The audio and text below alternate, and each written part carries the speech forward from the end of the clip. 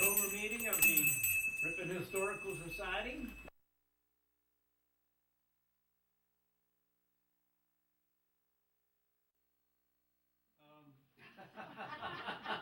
Very good. Well, what's your name? And I was just saying that, I approve of that enough. due to the economic conditions, this is how we're trying to reduce some of the prices of some of our things to make them more available to the public, and we can arrange financing for you if you have difficulties. Tonight we're going to hear from Dr. George Miller, who's going to be talking to us about the early days of Ripon, particularly the days of the charter, and how it all got put together, and how we got to be where we are today. Dr. Miller. Thanks, Todd. This is supposed to work. Can you hear me? Okay, now if it falls apart while we're going, there'll be a slight intermission when we put it back together again. But, Be a little bit louder. Yeah, we need to turn that up.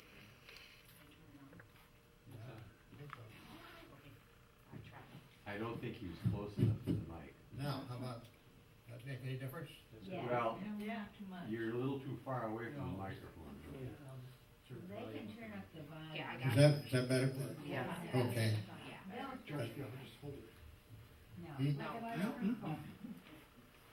Well, I know I can, but I mean, There, that's good. They went to That's great fine. trouble to put That's this good together. now. Is that all right? Yeah. Okay, well, fine. Well, this, you know, is the 150th anniversary of the chartering of the city of Ripon. It's not the 150th anniversary of the beginnings of the city, but after it went through a number of stages in the development of a community in this area, why, of course, they decided to get a city charter for the city, and it's the origin of that charter that I want to talk about, even though it means going back almost to the beginnings of the city in order to give you the background on the government of Ripon. I wanted to give out a map to everybody because I'm going to be making a lot of geographical references, and it would be helpful if everybody knew what I was talking about. And so we'll pass out these maps. Don't know who made the map. The original was found in the Pedrick collection, scrapbooks that he kept over the years. And as far as we know, it's very accurate. And it really tells the story in the explanatory notes on the map. But just to be sure that everybody knows just exactly what we're talking about, I will go over that. As you can see, the dark line around the outside is the boundary of the city of Ripon, as it was when the city was founded, and as it is pretty much today. There have been minor additions to the city since that time, but essentially it's as it was beginning, it still is today. And just so you get some idea of just where it is, that line on the right-hand side would be Douglas Street. Now, does everybody have a map? Okay.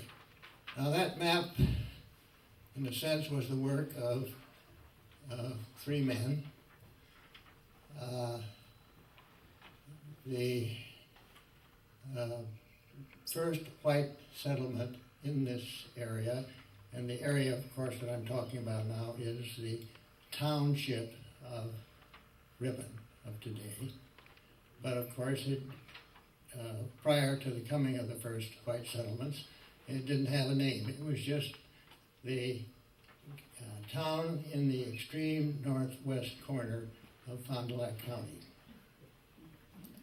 Okay, now the first person that became interested in that land was a man by the name of John Scott Horner. And if you want to know what he looks like, we have a picture of him over there. Michelle is standing right in front of it. It's the upper, the picture on of the three is the upper left one. That's John Scott Horner. Okay, Horner was a Virginian He had been appointed as the secretary and acting governor of the territory of Michigan in 1830, in the 1830s, put it that way, because I'm not absolutely sure just when he took office. Whoops. And he, at that time, Wisconsin was a part of the territory of Wisconsin, of Michigan. And after he had finished his duties as the acting governor of that territory, he came across, Michigan, you see, is separated off from Wisconsin at that time, and Wisconsin, with its roughly its present boundaries, is now in need of being organized. And so he comes over to Wisconsin and is the acting secretary of this territory of Wisconsin. And after he had finished his duties there, the president, who by this time is Martin Van Buren, made him the head of the government land office in Green Bay. And as he's going from his duties down in the southern part of the state up to Green Bay, where the land office was, he picked out choice parcels of land which he thought would make good town sites. In other words, he's a land speculator. He will buy this land from the government, hold on to it until people come and settle in the area, and then he'll sell it and he'll do very well. One of the areas that he found was a quarter section of land that includes pretty much what is now downtown Ripon. And a quarter section would be a square of land a half a mile on the side. And the boundaries of it would be, in the north would be Oshkosh Street. Then on the right what became the Milwaukee Railroad. Some of that's gone now, but it ran, part of Wisconsin and Southern is still there, but it didn't curve and go off to Oshkosh. It went straight up to Rush Lake. And then the southern boundary was Blossom Street, and the western boundary would have been a line between Hamburg and Washington Street. And if you continue that line south, it would have become Woodside. I mean, that's the line that it followed. Now, the area had already been surveyed by the government. The land couldn't be purchased until it had been surveyed. But the surveying wasn't very accurate, so that there's been considerable confusion about that line between Hamburg and Washington. But nevertheless, that's the first territory to be purchased in this township by a person of European background. That's in the 1830s. Horner didn't do any development of that property. He's just going to let it be there until settlement comes into the area, and then he'll sell it. The next group to come in was the Wisconsin Phalanx. And Wisconsin Phalanx, as many of you know, I'm sure, maybe all of you, was kind of an organization that had been founded down in what is now Kenosha. And they were interested in trying a new style of social organization called association. And it had been developed by a Frenchman by the name of Charles Fourier. And Fourier lived at the time of the French Revolution and wrote several books on the subject. Never did anything, never tried any actual organization, but there were at least 25 attempts in the United States to put his system into practice. And one of the more successful ones, and when you say more successful, it lasted 5 years, but that was one of the more successful ones. So you see, it wasn't a very practical system. But they were looking for a place out beyond the frontier so that they would be away from settlement, and they could try an experiment in this idea. So, okay, they send a man out to find a likely spot, and he came into this area. He didn't know that Horner had purchased any of it, and he thought, well, this would make an ideal spot for our experiment. And all right, he went up to the land office and tried to buy the land. He found that Horner had already bought some of it, but they bought a huge tract of land kind of around Horner's quarter section. And you will see on your map, it's the area outlined in smaller dashes. Horner's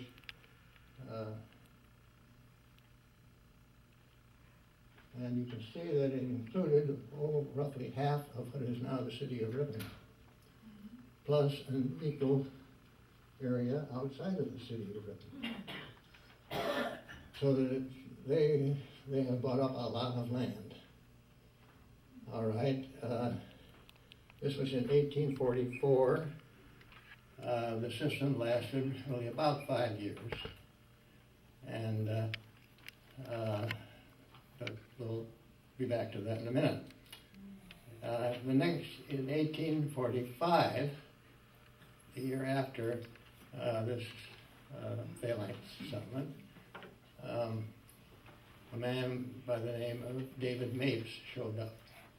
Okay, now Mapes is the man on the lower left in that group of three. And the big picture is of Warren Chase, who was the head of the Wisconsin phalanx. Okay, Mapes had the same idea. He's looking for a place for a good town site. He's a land speculator, like all of the rest of them. And he finds, of course, that most of the area that he's interested in has already been taken up. And so he buys a farm out on the edge of town. You see on the right-hand side of your map, there's a dot, and right next to it, it says Mapes Farm. And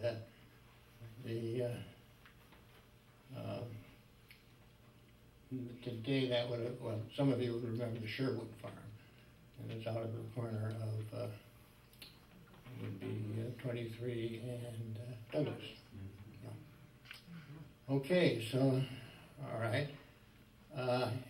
He can't start his town as yet, so he buys this farm, and then he waits for the experiment in Ceresco to fail. And of course, it doesn't take long. Meanwhile, of course, these people had, particularly the phalanx people, had settled in the unnamed town of blank, and the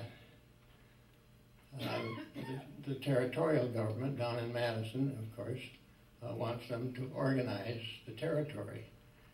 And so they organize the territory, they pick the name Ceresco for it, and they establish government for the town of Ceresco.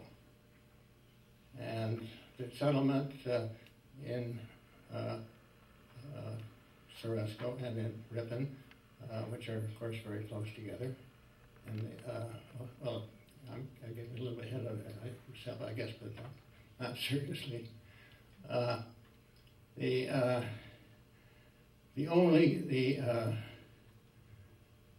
The settlements of Ceresco, and then, well, no, let's go back. Start at the Mapes has shown up. He's settled out on the edge of town, and he sees in about 1850 that Ceresco is going to fail. So he gets together with John Scott Horner, who owned that quarter section, and they organize they plat a new village. So, okay, there's the Ceresco settlement, and there is the Ripon settlement, where it is to become the Ripon settlement, and they are right next to one another. So, and they, in fact, the two villages are practically one village. Okay, Ceresco, the government for the town of Ceresco is established in 1845, and it is the only government you see, either for the Wisconsin Phalanx group or for the people that come in and take up some of the land that Horner had purchased. Okay, the Phalanx does collapse beginning in about 1850. It was partly because they couldn't find enough people that were interested. It was such a different kind of life, as we'll see in a minute, that it just, they didn't like it. They were, by this system, everybody was supposed to work, it was an agricultural community, and everybody was supposed to work together. They were organized as a corporation. And if you wanted to become a member of that community, you had to buy a share of stock in that corporation. And then, if you wanted, you could buy more than one share as an investment. But the idea was they all had to work together. They were all supposed to live together in longhouses. They were all supposed to eat together. They didn't particularly care for that idea. And so before long, they were asking permission to cook in their own apartments. And then shortly thereafter, they were asking, well, couldn't we have a house of our own?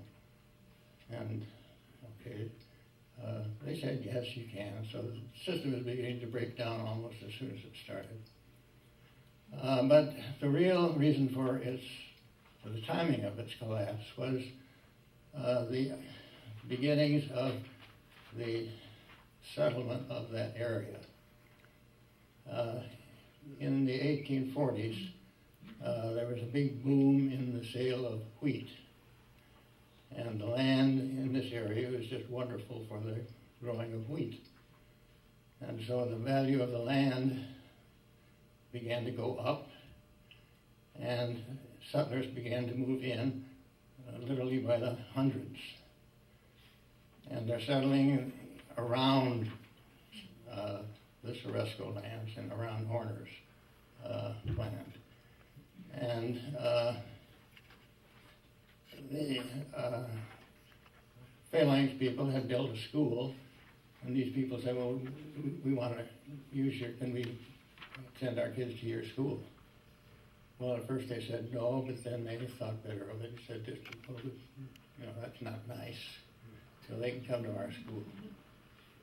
And then Soresco would build a mill, a grist mill. And so the farmers wanted to use that mill. Well, no, the mill was just for the people, stockholders. And then they gave in again and said, okay, you can use the mill. And so on. So they were no longer in isolation, you see. They were not left alone to experiment with this new system. But on the other hand, as the value of their land had just gone up tremendously. And so they decided, well, the thing for us to do is to break up the association and liquidate our assets, divide the property among the stockholders according to the number of shares that they had, and then sell the land. And they're making a lot more money that way than by continuing to work the land as farmers. And so people that voted in favor of doing this. And a lot of people at that time, when they got their land, they sold the section to a settler, and then they left the area. A lot of them went up north to founded new settlements. Berlin was founded by people who had been living in Soresco. And Eureka was founded by people who had been in Soresco. So that they stayed in the area, but they no longer were living in the township. So, okay, now you have the people that remained planted a village. And we have a copy of their plat. This is the original plat for the town of Ceresco, or the village of Ceresco. And you can come up later and take a look. Oh, yeah, fine, thanks. And, okay, so now there is an ordinary, plain, old-fashioned village on the land that had been the settlement. And that is the plat, and you can tell the boundaries of that are, well, let's see, the southern boundary would be West Fond du Lac Street. And then the eastern boundary would have been a line that had been, you see, the western boundary of Horner's quarter section. Because you see the Ceresco plat comes right up against the Horner section. And the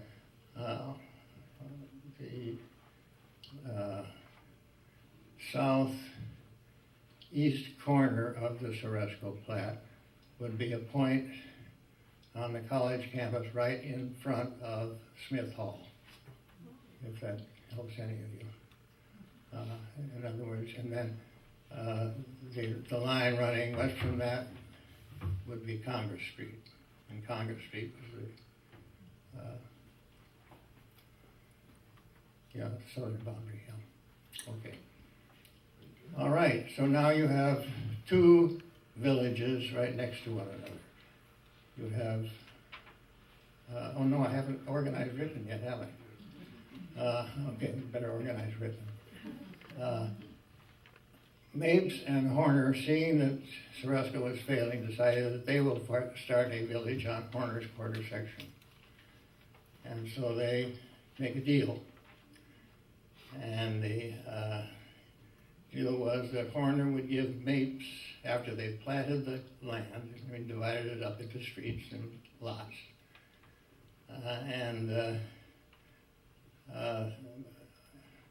Horner would get every other lot. In other words, he'd get half of the land of Horner's quarter section. And then in return for that, Mapes would build a mill to attract farmers, and he would build a hotel. And the mill that he did build about where the public library is, and the hotel or public house is what it's called, was where the city building is now. Okay, but now you see you have these two villages side by side, but neither one of them is incorporated, so neither one of them has any real political organization. They are still just part of the town of Ceresco. And so they're separate, but they're really not separate because they're right next to one another. And they get along quite well because they all came from the same part of the country. They all came from either New England or New York. And they all had similar ideas as to why they had come, except the Ceresco people had this other idea of trying this new system. But both of them were involved in the organization of the college. There were, members of Ceresco on the board of trustees of the college, just as there were people from Ripon. Both Ceresco people and Ripon people were involved in the formation of the Republican Party. And so, the disputes between them were somewhat minimal. But there were some, for example, now if the decided to incorporate and become either a single village or a single city. And what would they call it? There's part of it's Ceresco, part of it's Ripon. Well, the people from Ceresco, who are now a minority, said, well, we'll think of another name. And they came up with the name Marino. I don't know where they got it, but that's what they thought they would call it.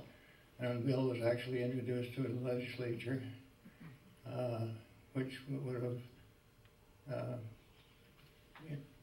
used the name of Marino, but the legislation didn't pass, and the Ripon people were in the majority, and so they said, no, it's going to be called Ripon. So but they decided that instead of becoming a village, they would become a city.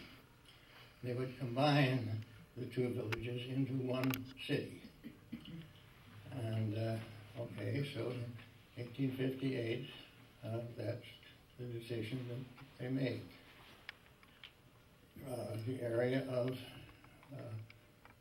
Ripon, the area of Ceresco, the two villages, plus the additional area that you see outlined in the dark line there on the map. George, what would the population have been about then? Of Ripon? Yeah. The new city. About 2,000. Well, I mean, this land is wonderful and it's perfect for wheat, and there's Union wheat, and so they were just overwhelmed with new settlers. And then, it's a time, you see, when they're now beginning to build railroads, and so whereas let's say the original post office for the two villages, for both the two villages, had been in Ceresco because they were there first. And okay, then they built the railroad and it went through Ripon. So the post office decided it should be out in Ripon at the railroad, near the railroad station. And okay, there are disputes over names, there are disputes over who gets the post office. But then there was another interesting one. After the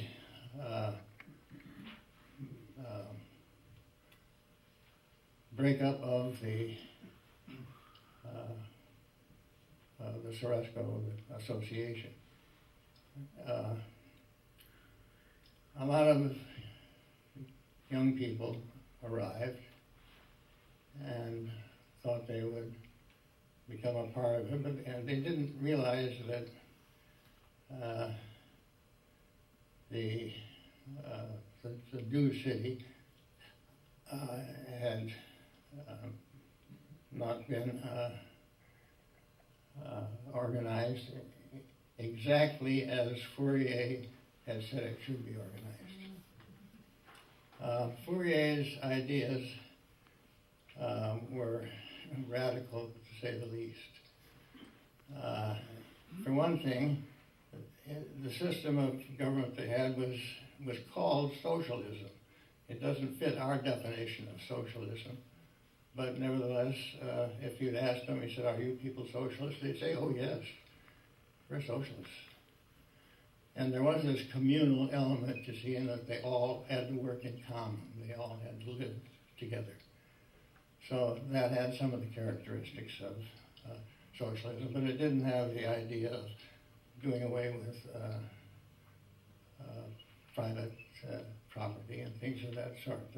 That is, the corporation owned all of the land. The corporation owned all of the mill. The corporation enjoined, owned all of the properties. All right, but when the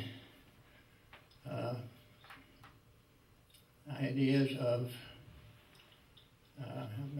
excuse me, my mouth is getting dry. Could you, last part, thanks, Michelle.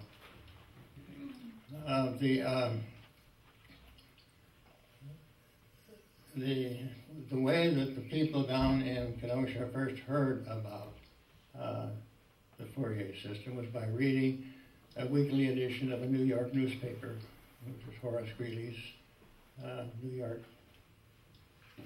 Tribune. Thank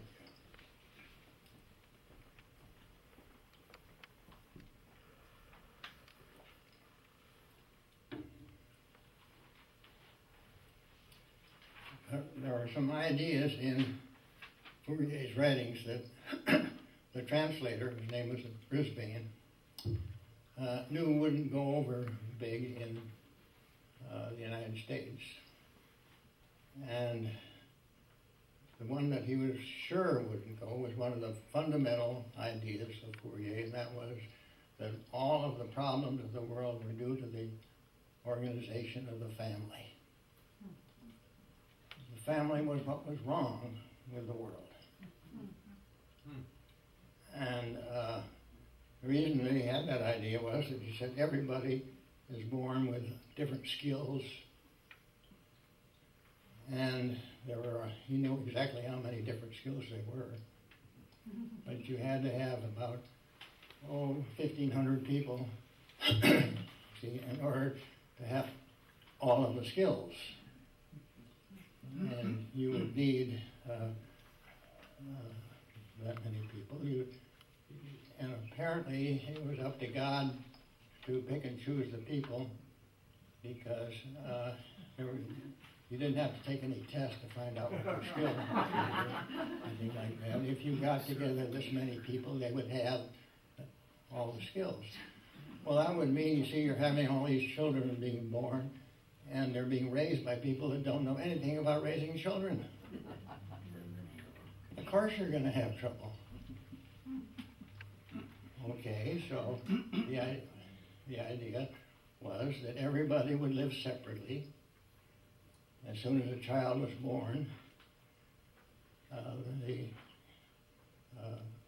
association would take it into a nursery, and the child, until he was ready for school, would be raised, you see, by nurses who really knew how to raise kids.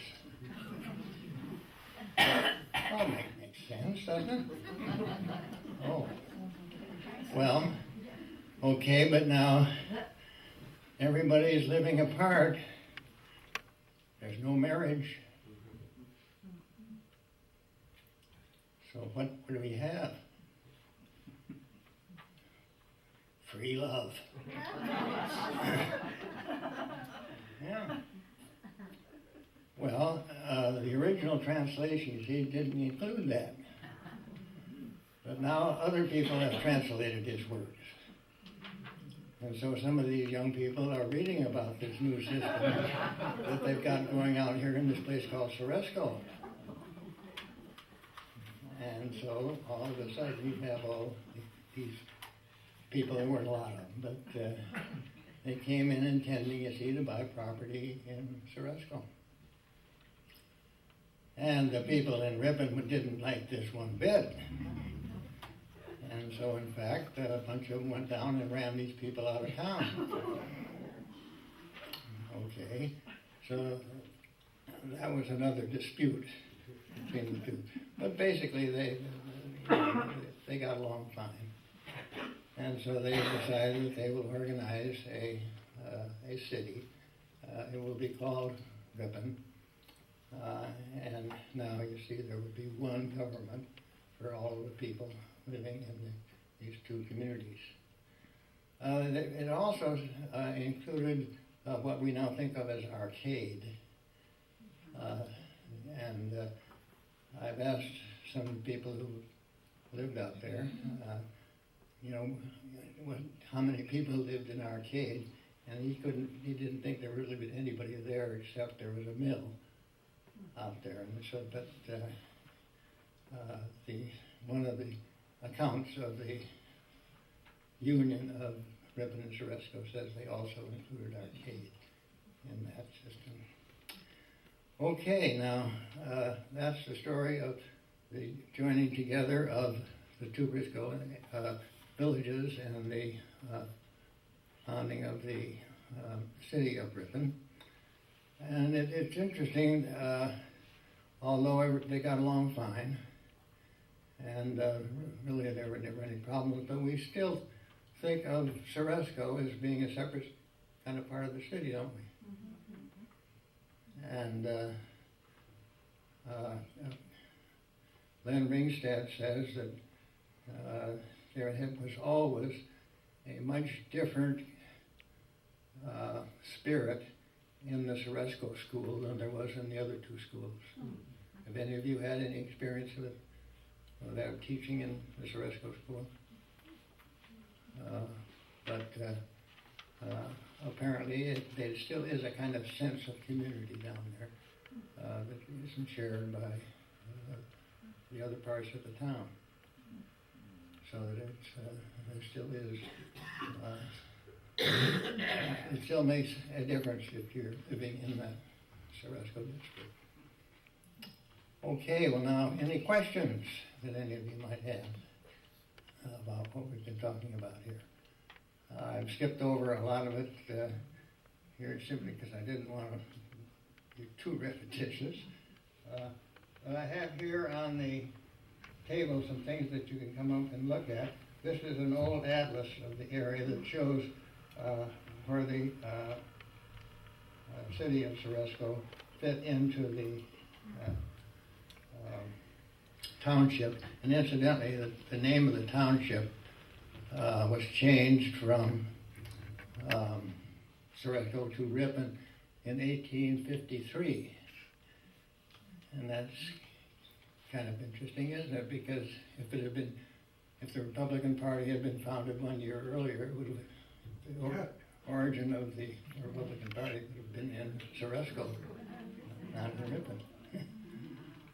But it's interesting that these people with their odd ideas should have been the founders of the Republican Party. And I don't know, when I came to town and didn't know too much about the background of this, I got into an awful fix with the people, particularly the people who published the newspaper, because I had been interviewed by somebody from the Washington Post about the origins of the village of Ripon. And he thought it was interesting that it was the Republican Party had been founded by a socialist organization. And I didn't really know enough to explain adequately why this was and so on at that time. But I made a statement to the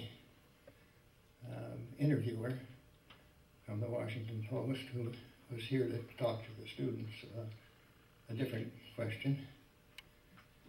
And I made say something to the effect that the thing that really kept the interest in the birthplace of the Republican Party was that because of it. Well, no, but I said it was really the Chamber of Commerce that kept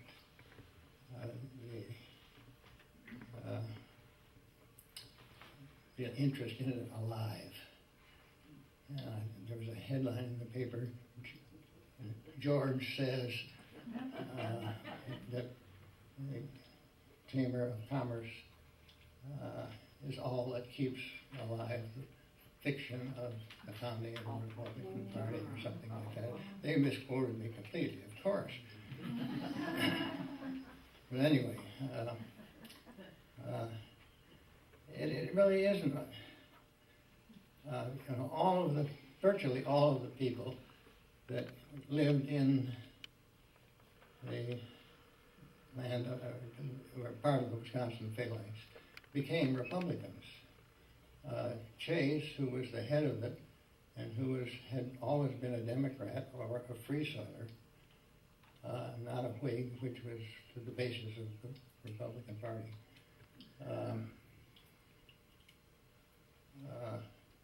Became a very active Republican. he moved away from Ripon. But he was an elector, a Republican elector, you know, in some of the elections, and was a loyal Republican until he died. And I suppose it's, you see, the people that were interested in trying experiments were, well, they were reformers, and of course they were all very anti-slavery, and so that it was not at all unusual that they joined the Republican Party. But the Republican Party, of course, was also the party of the North. They didn't even organize in the slave states when they were first started.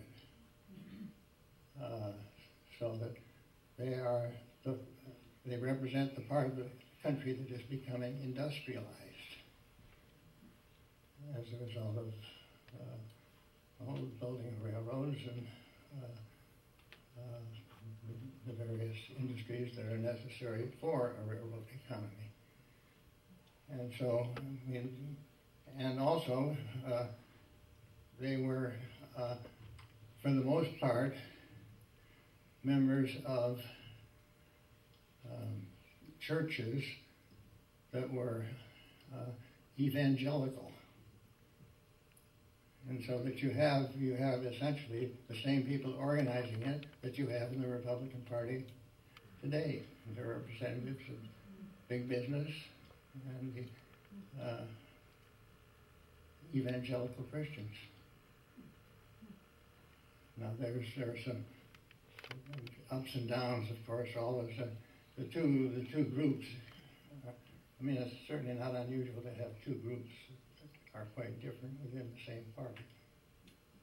So that there are lines of continuity between the beginning and the present time, just as there are differences.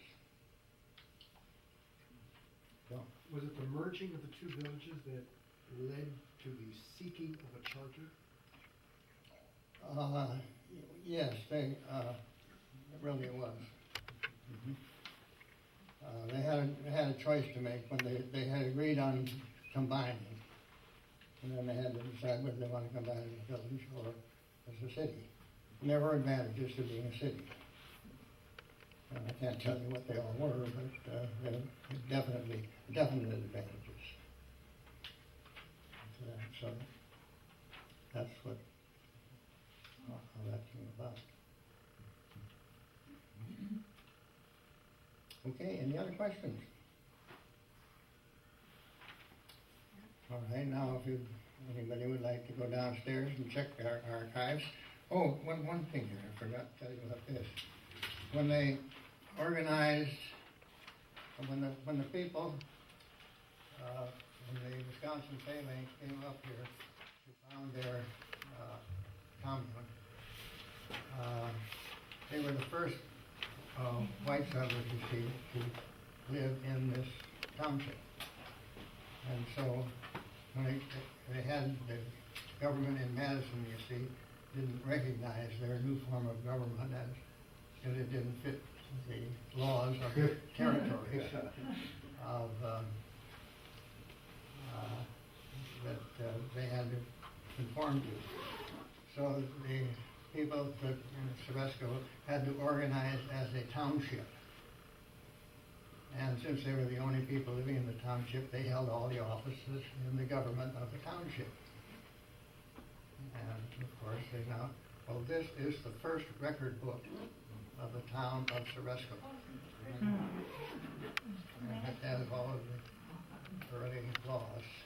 And I should be wearing white gloves to use this. But the paper is in excellent shape. Of course, the paper in those days was much better than paper today. And if any of you would like to look at that, I put on my white gloves before you do it. And, but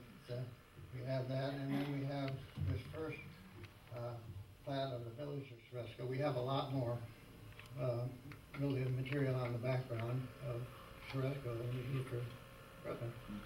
Because Ripon's still here, and Shuresko is gone, and the stuff got scattered among different people, and then when the Historical Society was organized, a lot of that material you see was turned into the society.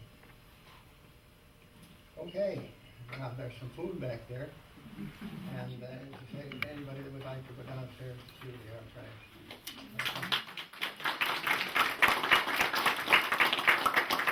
Thank you, George.